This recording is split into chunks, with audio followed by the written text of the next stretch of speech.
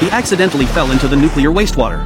But this misfortune unexpectedly propelled him to the pinnacle of life. Yet when he prepared to go home and change clothes, his body began trembling uncontrollably. The next moment, he coughed up a thick, black substance. At first, he paid little heed to this occurrence, but after forcing himself home, he remained huddled over the toilet, vomiting incessantly, and what emerged was nothing but nuclear wastewater. A piercing chill seized his body. Even wrapped in blankets, he shivered uncontrollably. Unbeknownst to him, his body was mutating. Strangely, when he awoke the next day, his body had inexplicably returned to normal. He felt brimming with strength, convinced he was fine.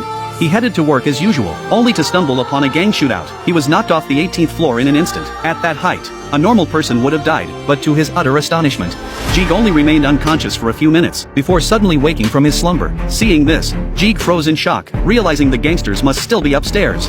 He sprinted home without a second thought. To his surprise, he ran dozens of kilometers in one breath, as if filled with boundless energy. But Jeeg had no time to ponder this. The urgent priority was treating his wounds. But just then, the neighbors below began bickering loudly. This instantly enraged Jeeg to the point of fury. He intended only to warn them, but his punch accidentally punched a hole through the door. The neighbors were so terrified they hid away. Only then did Jeeg sense something unusual. To test his hunch, he pulled the wardrobe out of his home. Then with a gentle push, he sent the heavy wardrobe flying across the room. Next, he turned his attention to the radiator. With a light tug, he pulled it off the wall. Then, applying just a bit of pressure with his hand, he instantly bent the radiator into an accordion shape. It seemed that after falling into the sewage-filled river, he had awakened some kind of superpower. To further test his abilities, the impoverished man came up with a bold idea. Under cover of night, he donned a hood and marched straight to an ATM. He began pounding the machine wildly, then gave it one final heave, yanking the entire machine from the wall. He carried it home triumphantly. With cash in hand, Jeeg bought stacks of ice cream, stuffing his fridge to bursting.